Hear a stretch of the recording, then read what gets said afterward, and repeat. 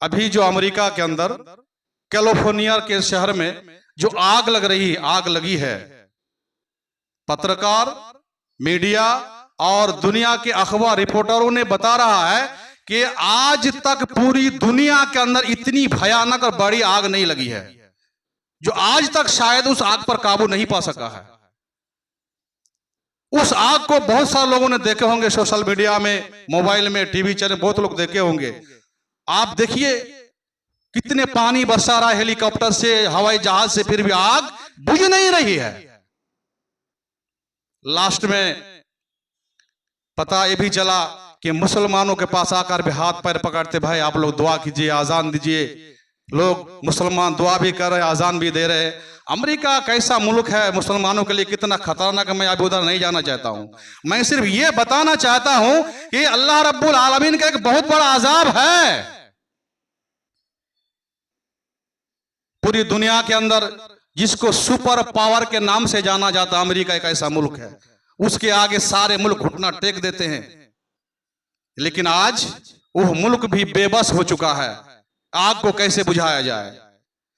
तो ये एक झलकियां, एक नमूना, जिस आग से 69 गुना ज्यादा तफीस है जहन्नम के आग में, उस आग की कैफियत क्या होगी मेरे भाई और दोस्तों। मुकर्रम सामिईन निज़ाम और मेरे दीनी भाइयों, खुतबा का उन्वान चल रहा था कि ये ठंडा का मौसम और गर्मी का मौसम क्यों आता है। इस सिलसिले में मैंने पिछले जुमा का एक हदीस आप लोगों के सामने बयान की कि जहन्नम की तपिश गर्मी, यानी पूरे साल में जहन्नम 6 महीना सांस लेती है और 6 महीना सांस छोड़ती है, उसी की एक झलक है। अभी जहन्नम सांस ले रही है। तो जहन्नम कितनी बड़ी है, इसके बारे में बहुत सारी बातें हैं। मैं इंशाअल्लाह जब फिर फिक्र आखिरत पर मैं लौटूंगा तो उस वक्त जहन्नम को तफसील से मैं बयान करूंगा। पिछले जुमा मैंने 1-2 हदीस बयान की जहन्नम के ताल्लुक़ से। आज सिर्फ एक हदीस मैं और बयान करता हूं, तो आपको अंदाज़ा होगा कि जहन्नम कितनी भयानक चीज़ है और कितनी बुरी जगह है, बुरा ठिकाना है इंसानों के लिए। मुस्लिम शरीफ की हदीस है, हज़रत अबू हुरैरा रज़ियल्लाहु ताला अन्हु बयान करते हैं, कुन्ना मआ रसूलिल्लाह सल्लल्लाहु अलैहि वसल्लम इजसमया वजबतन। अबू हुरैरा रज़ियल्लाहु ताला अन्हु बयान करते हैं कि हम एक मर्तबा अल्लाह के नबी सल्लल्लाहु अलैहि वसल्लम के साथ कहीं थे, साथ में थे। इजसमया वजबतन, एक अचानक एक आवाज़ सुनी। कैसी आवाज़? जिस तरह कोई बहुत भारी चीज़ ऊपर से गिरती है तो ठन करके आवाज़ करती है। तो अबू हुरैरा बयान करते हैं कि इस तरह की लगता है कि कहीं बम ब्लास्ट हो गया, इस तरह की आवाज़ मेरे कान में सुनाई दी। फ़क़ाल नबी सल्लल्लाहु अलैहि वसल्लम तदरून महादा। अबू हुरैरा को पूछते हैं और वहाँ पर जितने सहाबा किराम बैठे हुए हैं कि मालूम है तुम लोगों को कि ये किस तरह की आवाज़ है, कैसी आवाज़ है, किसकी आवाज़ है? कुलना अल्लाह व रसूलुहु आलम। हजरत अबू हुरैरा कहते हैं कि हम लोगों ने कहा अल्लाह और उनके रसूल बेहतर जानते, ज़्यादा जानने वाले हैं। ये हर सवाल में सहाबा किराम ऐसा कहते थे, यानी वो लोग जानने के बावजूद भी ये कहते थे कि अल्लाह और रसूलुहु आलम, अल्लाह और उनके रसूल बहुत ज़्यादा जानने वाले हैं। ये अदब और एहतराम करते थे।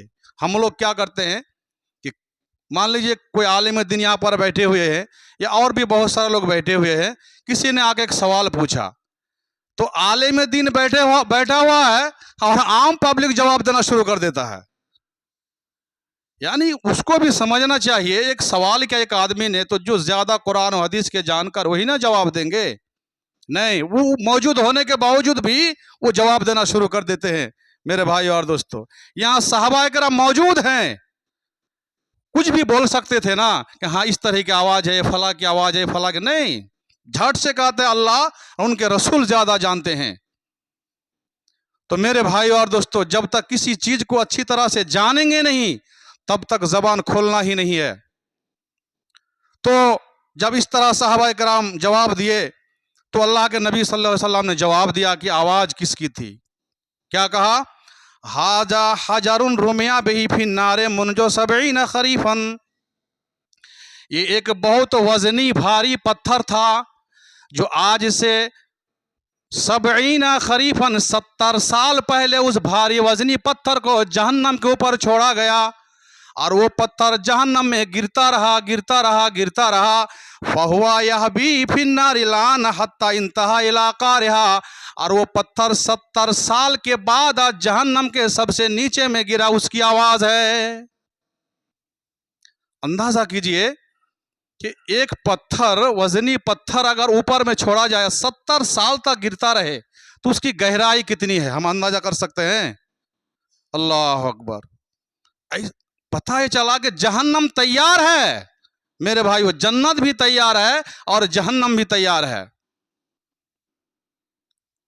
इतने खौफनाक जगह है जहन्नम, लेकिन उसकी परवाह आज हमें नहीं है मेरे भाई और दोस्तों।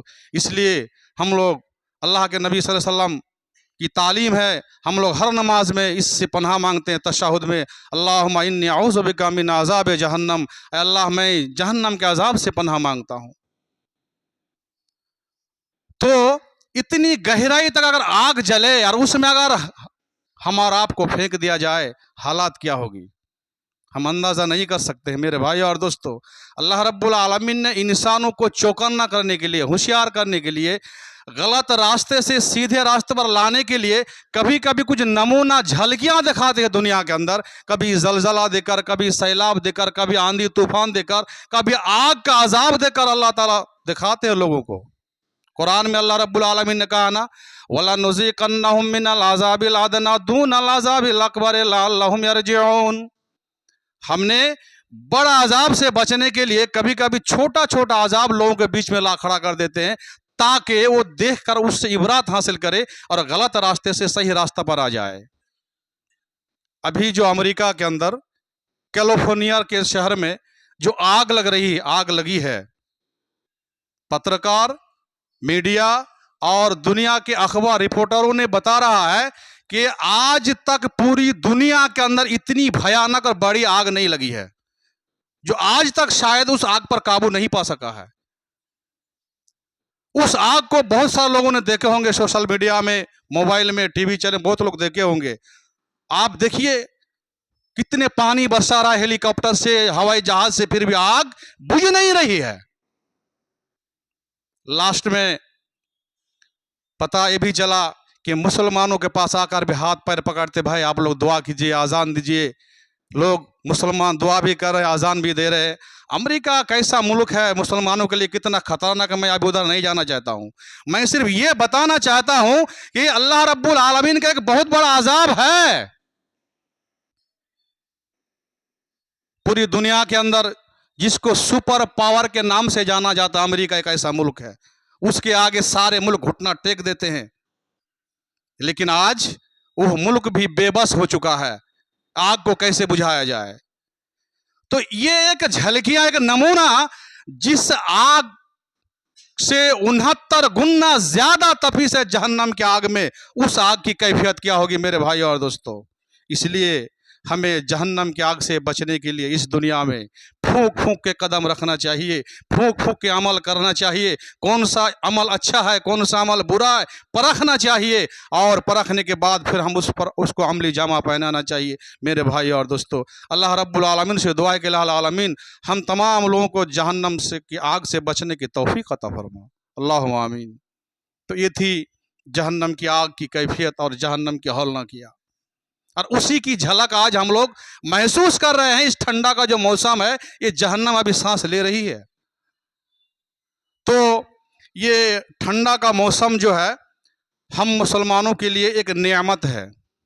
ये क्या है? एक नेमत है। कैसी नेमत है? देखिए, अल्लाह के नबी सल्लल्लाहु अलैहि वसल्लम ने फरमाया, सुनाने कुबरा बैहकी की रिवायत है कि अशिता व रबीउल मोमिन कसरा नहारहु फसामा व ताला लैलहु फकाम।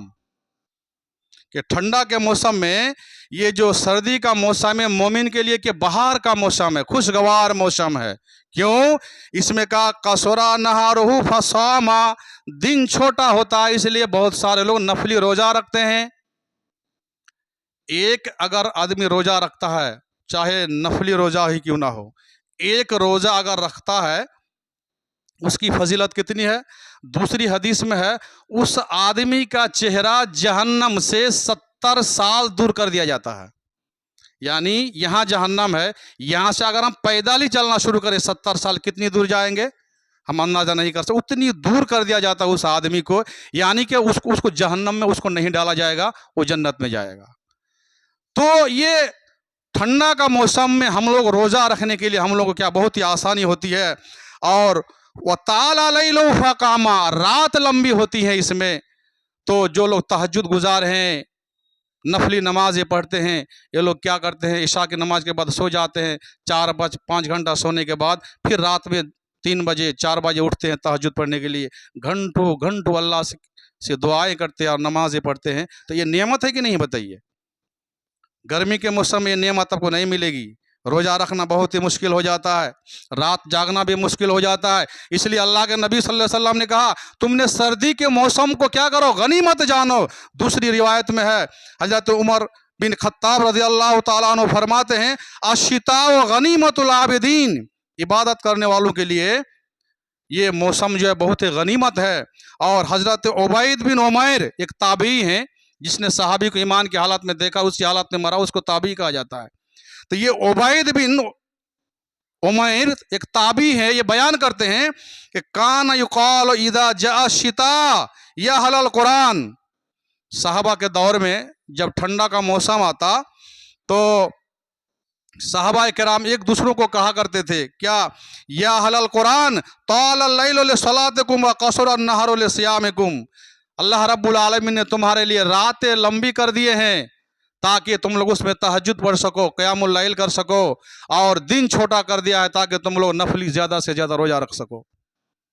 इसलिए फग तनिमु, तुम लोग इस मौसम को क्या करो, गनीमत समझो, नेमत समझो, फ़ायदा उठाओ इस मौसम में। आज हम लोग नौजवानी की हालत में नफली रोज़ा नहीं करते हैं, नफल इबादत नहीं करते कि जब बूढ़ा होंगे तब करेंगे। मेरे भाइयों, नहीं, आपको वक्त नहीं मिलेगा।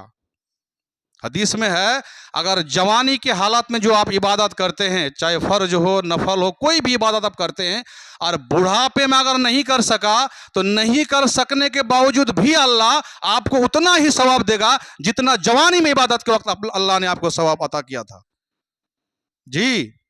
और अगर आपने अभी नहीं किया, बुढ़ापा में करते हैं तो ठीक से नहीं कर पाएंगे। जैसे देख रहे हैं ना, बहुत सारे कुर्सी में नमाज पढ़ रहे हैं, बैठ बैठ के नमाज पढ़ रहे हैं। अच्छा, आप दिल में ये बताइए कि खड़े होकर नमाज पढ़ना और कुर्सी में बैठ के नमाज पढ़ना, आपका दिल कैसा कह रहा है? अच्छा लग रहा है? अच्छा नहीं लगेगा आपको, किसी तरह मजबूरी में आप अदा कर रहे हैं। मेरे भाई और दोस्तों, तो जवानी की हालत में ज़्यादा से ज़्यादा आप नफिल इबादत को अंजाम दीजिए। क़यामत के दिन जब फ़र्ज में कमी होगी तो ये नफल जाके पूरा करेगा और आपको जहन्नम के अजाब से अल्लाह ताला बचाएंगे। अल्लाह ताला से दुआ है कि इस तरह के अमल करने की तौफीक अता फरमाए, अल्लाहुम्मा आमीन। तो ये है मेरे भाइयों और दोस्तों मौसम सरमा में इबादत करने की फजीलत। अब आइए सर्दी के मौसम में हम वज़ू किस तरह करेंगे। बहुत सारे लोग सर्दी के मौसम में क्या करते, वज़ू ठीक से नहीं करते। मैंने कई आदमी को टोका, चूँकि इस मौसम में अंदर में एक तो फुल हाथ की गंजी होती है, फिर जो है स्वेटर, और बहुत सारे लोग बहुत तरह के कपड़े पहने रहते हैं। वो सुस्ती और काहली की वजह से खुलता नहीं है और कपड़ा इस तरह ऊपर उठता भी नहीं, किसी तरह यहाँ तक आया और वो यहीं तक धो लिया और बोला कि वज़ू हो गया। नहीं, वज़ू नहीं होगा। नमाज के 3 हिस्से होते हैं, उनमें से एक हिस्सा वज़ू है। अगर वज़ू सही नहीं होता है तो आपकी नमाज नहीं होगी। मेरे भाई और दोस्तों, मैंने कहा आप कपड़ा घर उठाइए, उठता नहीं, पूरा कपड़ा को खोलिए, खोलने के बाद आप कहनुई तक यहाँ तक आप हाथ को पूरा धोइए, तब आपका वज़ू होगा। मेरे भाई और दोस्तों, तो इस मौसम में कष्ट उठाकर, तकलीफ उठाकर अगर आप वज़ू करते हैं तो इसकी क्या फजीलत है। आइए देखते हैं, मुस्लिम शरीफ की हदीस है, हज़रत अबू हुरैरा रज़ियल्लाहु ताला अन्हु बयान करते हैं, अन्ना रसूलुल्लाह सल्लल्लाहु अलैहि वसल्लम क़ाल, अल्लाह के नबी सल्लल्लाहु अलैहि वसल्लम ने कहा, क्या कहा, अला अदुल्लुकुम अला मा यमहुल्लाहु बिहिल खताया, क्या मैं तुम लोगों को ऐसी बात ना बता दूं, ऐसा काम ना बता दूं जो तुम्हारे गुनाहों को मिटा देगा। यमहुल्लाहु बिहिल खताया, अल्लाह ताला तुम्हारे गुनाहों को मिटा देगा। व यरफउ बिहि दरजात, और तुम्हारे दर्जात को अल्लाह ताला बुलंद कर देंगे। दर्जात को बुलंद करने का मतलब क्या है जानते हैं? आपका मकाम बहुत ऊंचा होगा। मकाम कैसे ऊंचा होगा? किसी को जन्नत मिली है, आपको भी जन्नत मिली है। किसी को एक मंजिला जन्नत मिली है, तो आपको 2 मंजिला, 3 मंजिला, 5 मंजिला आपको जन्नत मिली है। आपका मकाम ऊंचा हुआ कि नहीं हुआ? तो ये मकाम ऊंचा होगा अल्लाह ताला इस दुनिया में भी करेंगे और आखिरत में भी करेंगे। तो क्या कहा, क्या मैं बता दूं तुम लोगों को ऐसा काम जिसके जरिए से अल्लाह ने तुम्हारे गुनाहों को मिटा देगा, धो देगा और तुम्हारे दर्जात को ऊंचा कर देगा, मकाम को बुलंद कर देगा। कालो बला या रसूल अल्लाह, क्यों नहीं अल्लाह के रसूल, हाँ बताइए। तो अल्लाह के नबी सल्लल्लाहु अलैहि वसल्लम ने कहा, तुम लोगों को 3 काम करना है। अगर गुनाहों को धोना है और अपना मकाम ऊंचा करना है तो 3 काम करना है। क्या काम करना है? पहला काम, इसबागुल वुज़ू अलल मकारिह, इसबागुल वुज़ू अलल मकारिह, दुश्वारी तकलीफ के बावजूद भी मुकम्मल वुज़ू करना। मकारिह के माना होता है, जैसा भी ठंडा का मौसम, हर आदमी चाहेगा कि ठंडा पानी ना हो, गर्म पानी होता है कि नहीं होता है? हम लोग नल में बैठते, बाहर पानी कितना ठंडा है जी, अरे नल चलाओ, नल चलाओ, मोटर चला दो, गर्म पानी आएगा, ऐसा बोलते कि नहीं बोलते हैं? बोलते हैं। लेकिन हाथ बढ़ाने का मन नहीं करता है। सुबह सुबह आप उठते हैं, नल में वुज़ू बनाते हैं तो लगता है कि एकदम कपकपी आ गई है, इतना पानी ठंडा है। उस ठंडा पानी में भी आप क्या करते हैं? वुज़ू करते हैं। काहिली सुस्ती से नहीं, एकदम मुकम्मल हाथ को रगड़ रगड़ करके, भिगो करके वुज़ू करते हैं। कुल्ली को गरगरा करके कुल्ली करते हैं, नाक पे पानी डालते हैं, यानी अच्छी तरह से आप वुज़ू करते हैं। मकारिह के माना ये हुआ। इसी तरह गर्मी के मौसम में भी आप नल में बैठते हैं ना, टंकी का पानी गर्म है, बाप रे, गर्म पानी चेहरा में कैसे लगता है, चेहरा झुलस जाता है, वहां भी तकलीफ होती है। दोनों माना लिया जा सकते हैं अल-मकारिह के अंदर। ठंडी के मौसम में पानी बहुत गर्म है, गर्मी के मौसम में पानी बहुत गर्म है, उस हालात में आदमी वुज़ू करने में कतराते हैं। अल्लाह के नबी सल्लल्लाहु अलैहि वसल्लम ने कहा, इस बागुल वुज़ू अलल मकारिह, तकलीफ और दुश्वारी में के होने के बावजूद भी लोग मुकम्मल वुज़ू करते हैं, एक काम। और दूसरा, कसरतुल खुता इलल मसाजिद, और मस्जिद की तरफ जब नमाज पढ़ने के लिए जाते हैं तो ज़्यादा कदम रखते हैं। इसका 2 मतलब है, या तो मस्जिद आपके करीब में है, आप जितना कदम बढ़ाएंगे आपको उतना कदम में एक नेकी मिलेगी, तो आप क्या करते हैं? कदम छोटा छोटा रखते हैं। कदम बढ़ा के रख सकते हैं, लेकिन कदम जितना छोटा करेंगे उतना सवाब हमको ज़्यादा मिलेगा। तो एक मतलब तो यह हुआ कि आप कदम को बहुत छोटा छोटा करके चलते हैं ताकि हम ज़्यादा नेकी कमाएं। दूसरा मतलब यह है कि मस्जिद से घर उसका दूर है, जब ऑटोमेटिक की बात है, जब घर दूर होगा तो आने में कदम ज़्यादा होगा कि नहीं होगा? अल्लाह के नबी सल्लल्लाहु अलैहि वसल्लम फरमाते हैं, व कसरतुल खुता इलल मसाजिद, और मस्जिद की तरफ जो ज़्यादा कदम चल करके आता है। और तीसरा काम क्या है? वह इंतज़ारुस सलात बाद सलाह, एक नमाज के बाद दूसरी नमाज का इंतज़ार करना। अभी हम ज़ोहर पढ़े, जुमा पढ़े, खाली घड़ी देख रहे हैं कि असर कब होगा, असर का टाइम कब, असर पढ़े, घड़ी देख रहे हैं मगरिब कब होगा, यानी कि उसका दिल मस्जिद की तरफ लटका हुआ है, नमाज की तरफ उसका दिल लटका हुआ है। नमाज खत्म होगी, कब फिर नमाज का टाइम आ जाए कि हम फिर नमाज पढ़ने के लिए जाए। हम लोग उल्टा करते हैं, मगरिब की नमाज पढ़े, इशा की आज़ान हुई, अरे यखनी तो मगरिब नमाज पढ़े, मोल मेरे को काज काम ना है, खाली आजान दवा काम, खाली आजान दवा काम, मैंने मजाक था कुछ ही को ना कहें, यानी उसको लगा कि जल्दी टाइम कैसे आ गया। भाई ये नहीं कहा गया है, आपको कहना चाहिए बार अजान नहीं हो रही है, क्या बात है, टाइम हो गया। यानी आपका दिल हमेशा मस्जिद की तरफ लपकना चाहिए। इसी को कहते हैं इंतजार सलात बाद सलात, एक नमाज के बाद दूसरी नमाज का इंतजार करना। मेरे भाई और दोस्तों, अल्लाह के नबी सल्लल्लाहु अलैहि वसल्लम ने कहा, अगर ये 3 काम कोई करता है, दुश्वारी के बावजूद भी वुज़ू अच्छी तरह से करता है और ज़्यादा कदम चल के जाता है और फिर एक नमाज के बाद दूसरी नमाज के इंतज़ार करता है, तो उसके सारे गुनाह को अल्लाह ताला मिटा देंगे, उसको मकाम अल्लाह ताला ऊंचा कर देंगे। मेरे भाई और दोस्तों, ये ठंडा का मौसम में और गर्मी के मौसम में वजू करने की फजीलत है और फायदे हैं मेरे भाई और दोस्तों। आगे देखिए, वजू में आपको पूरा आज़ा मुकम्मल धोना है, लेकिन आप जो है आज़ा को जो है जहां तक वजू को धोना चाहिए वहां तक आपको धोना है। अगर नहीं धोते हैं तो आपका वजू नहीं होगा, वजू नहीं होगा, प्लस अल्लाह के नबी सल्लल्लाहु अलैहि वसल्लम ने कहा वो जहन्नम में जाएगा। एक हदीस देख लीजिए, बुखारी शरीफ का हदीस है। क्या हदीस है? हजरत अब्दुल्ला बिन अम्र रज़ियल्लाहु ताला अन्हु बयान करते हैं कि तखल्लफ़ नबी सल्लल्लाहु अलैहि वसल्लम अन्ना फी सफरतिन सफरनाहा। एक सफर में हम लोग गए थे अल्लाह के नबी के साथ, जब वापस लौटे तो अल्लाह के नबी पीछे पड़ गए, उनकी सवारी थोड़ा धीमी चली तो पीछे पड़ गए, हम लोग आगे निकल गए। फादरकना वक़द अरहक़ना अल-असरा, तो फिर अल्लाह के नबी सल्लल्लाहु अलैहि वसल्लम थोड़ा तेज चले और हम लोगों को पा लिए, और जहाँ पर पाए वहाँ का असर का टाइम हो गया। अल्लाह के नबी सल्लल्लाहु अलैहि वसल्लम ने कहा यहीं पर रुक जाओ, वजू बनाओ, असर की अजान दो, नमाज पढ़ो। हम लोग रुक गए। फजालना न तवज्जा व नम सवाल आरजो लेना। मौसम बहुत ठंडा था, कड़ा सख्त ठंडा का मौसम था। हम लोग सवारी से उतरे और वजू बनाना शुरू किए। तो क्या किए कि हम लोग वजू सब कुछ हाथ मुँह ये सब धोए, वह नम सहो अल आरजो लेना, और हम लोग अपने पैरों के ऊपर मसा करने लगे। धोया नहीं, क्या करने लगे? मसा करने लगे। पैर पर मसा होगा? नहीं होगा। अगर आप सही साले में सही सलामत है, कोई जख्मी नहीं है, कोई कटा हुआ नहीं है, कोई घाव फुंसी नहीं है, तो उस पर मसा नहीं होगा, आपको पैर धोना ही पड़ेगा। तो कहा क्या? अला आरोज व नम सहो अला आरोज लेना, हम लोग पैर पर मसा कर लिए। अल्लाह के नबी सल्लल्लाहु अलैहि वसल्लम देखा दूर से, अरे साहबा वो पैर पर मसा कर लिया एक साहबा।